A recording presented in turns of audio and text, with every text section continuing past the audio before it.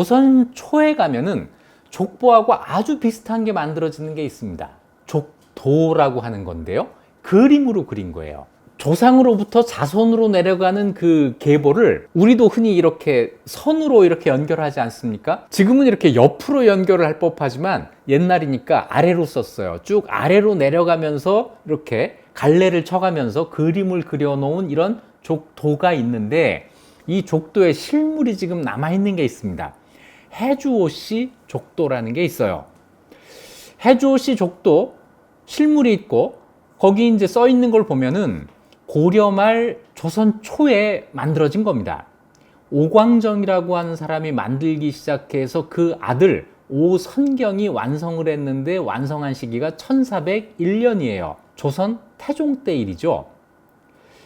이 해조씨 족도의 존재가 그 이후에 여러 글에 나와 있었어요. 오희문이라고 하는, 역시 이제 이 집안 사람이죠. 아주 유명한 쇠미록이라고 하는 글에도 보면 우리 집안에 이런 족도가 있었다라고 이제 얘기가 있었는데, 그 실물이 1987년 7월 14일 날 TV 방송을 통해서 공개가 됩니다. 그래서 모두가 깜짝 놀라고 굉장히 반가워했죠. 그래서 이 족도를 이제 이 한국사 연구자들이 분석을 하게 됐는데, 이런 거예요. 이제 가로 112cm, 세로 115cm의 한 장의 종이에다가 해주 오씨의 계보도를 쭉 그려놓고 이 집안과 결혼을 한 다른 집안의 계보도까지 같이 그려놓은 겁니다. 이 점이 더 고마운데요. 시조부터 9세까지 9세대의 계보도예요. 이 가운데 1세부터 5세까지는 단일선으로, 한 선으로 이어지는 단일 계보도이고, 6세부터 9세까지는 아들과 사위들을 전부 기록해 놓은 그림입니다. 왜 6세부터 이렇게 됐을까 생각해 보면, 이걸 만든 오광정이 이 집안의 7세거든요. 다시 얘기해서 자기가 알고 있는 데서부터는 아들 사위를 다 기록을 해 놓은 거예요. 자기의 아버지, 삼촌, 고모부 이런 사람들을 전부 기록을 할 수가 있었을 테니까요. 그리고 여기에는 50뿐 아니라 이 집안과 결혼한 사람들까지 계보도를 전부 그려놨는데, 장흥 임씨, 경주 김씨, 수원 최씨, 여흥민 씨, 행주 기씨의 계보가 여기에 포함이 되어 있습니다. 그래서 총 212명의 이름이 여기에 나와요. 이것도 아직 족보라고 하지는 않습니다. 족보라고 하지는 않아요. 족보 전의 단계, 족도라고 하는 거죠. 그래서 여전히 최초의 족보는 안동권 씨 성화보다. 역사를 연구하는 사람들에게는 안동권 씨 성화보는 굉장히 고마운 족보입니다. 최초의 족보이기도 하고 굉장히 많은 정보를 담고 있어요. 안동권 씨의 시조는 권행입니다. 이 권행은 원래는 김행이었는데, 태조 왕건이 고창, 지금 안동에서 견훤과 싸울 때 태조 왕건을 도운 공이 있어서 권시성을 하사받았다, 이렇게 된 거죠. 그래서 김행이 권행이 되면서 안동권 씨의 시조가 된 겁니다. 지금까지 안동권 씨 성화보 여러 차례 언급은 됐는데 한 번도 같이 읽어보질 않았죠. 한번 같이 읽어보겠습니다. 족보를 읽는 것은 그 아랫단으로 내려가면서 읽는 거죠. 권행 아래로 내려가면 인행이 있고 그 아래로 쭉 내려갑니다. 그러다가 균한에서 턴을 따라서 위로 올라가요. 그리고는 다시 계속 내려가서 중시, 취의, 통, 이렇게 삼형제가 나오게 됩니다. 다시 얘기해서 이 집안의 계보는 권행으로부터 중시 형제들까지는 단일 계보로 내려온 겁니다. 고려시대에 하향식 단일 계보, 이것이 여기에도 적용이 되는 거죠.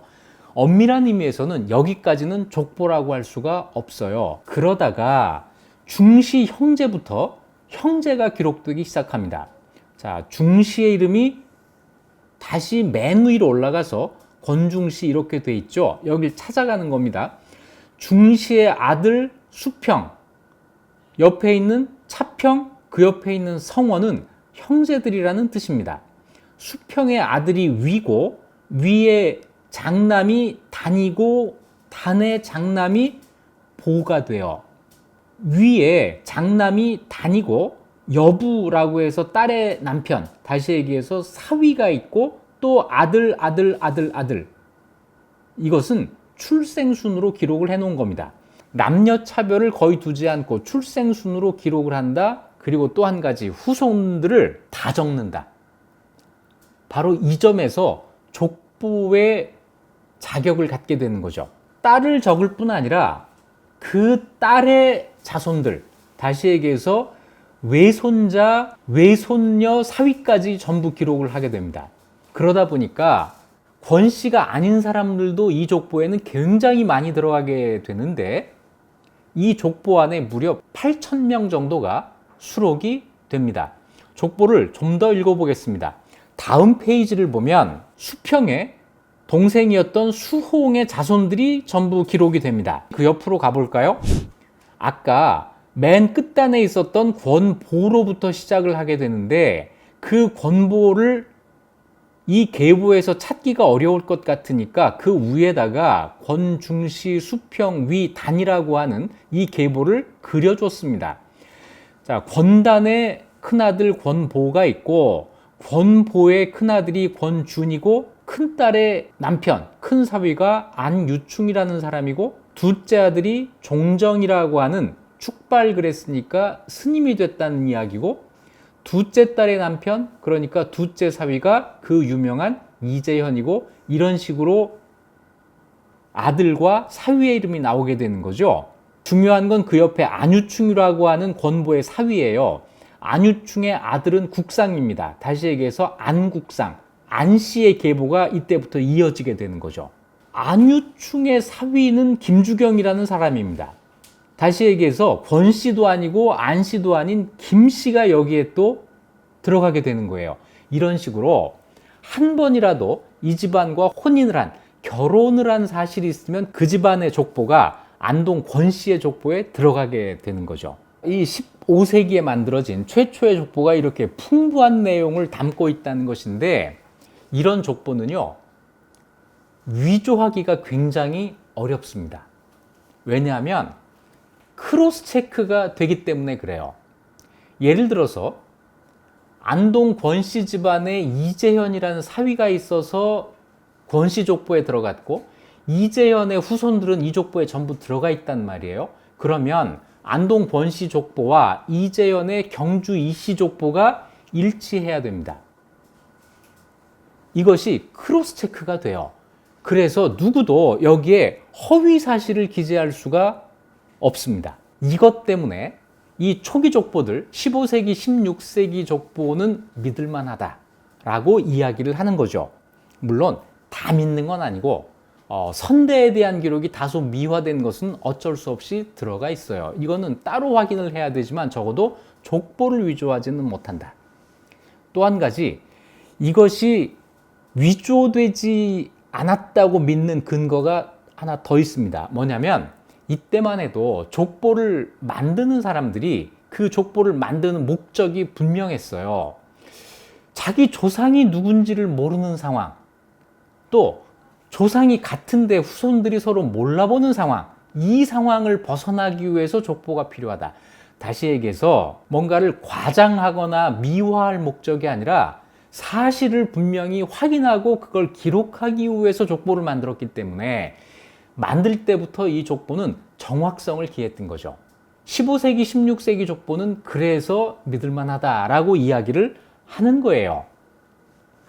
그런데 지금 우리가 많이 가지고 있는 족보는 15세기, 16세기 족보가 아닙니다. 17세기 이후에 만들어진 족보를 우리가 많이 가지고 있는데요. 17세기라면 시기적으로 어떤 때냐면 임진왜란을 거치고 병자호란을 거치고 조선 사회의 질서가 전반적으로 무너진 것이 다시 회복되는 이런 시대예요. 이때는 모든 집안에서 경쟁적으로 족보를 제작합니다.